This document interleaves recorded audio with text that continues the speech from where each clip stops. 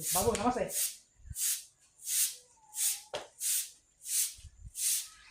అయితే